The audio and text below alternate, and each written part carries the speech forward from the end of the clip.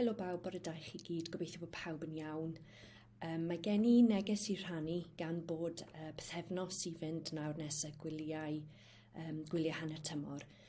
Neges pwysig iawn o ddiolch i chi fel myfyrwyr yr ysgol am eich holl gwaith caled a chymhelliant dros yr wythnosau diwethaf.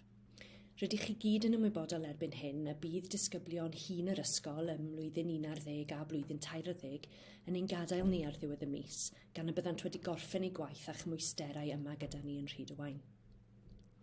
Mae'n amser da felly, gyda 2 wythnos i fynd cyn y gwyliau, i bawb, bob unigolyn, rhwng blwyddyn 7 a blwyddyn 12, i ystyried beth yw eich uchelgais.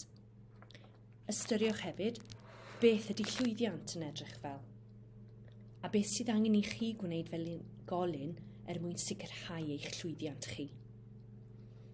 O ran ein myfyrwyr blwyddyn 11 a blwyddyn 12, a'r rhai unigolion ym mlwyddyn 12 sy'n ein gadael hefyd, rydw i a'r staff i gyd yn dymuno'n dda iawn i chi.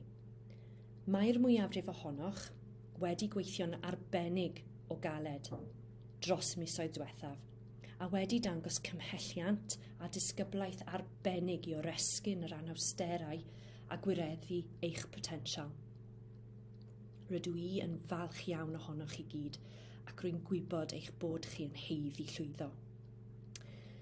Gyda llai na pythefnos ar ôl, rwyf am i chi gyd i barhau gyda'r ymdrech arbennig a'r cymhelliant rydych chi wedi dangos.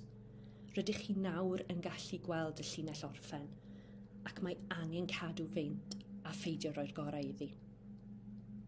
Rydych wir yn bobl ifanc arbennig iawn, ac rydych bron yno.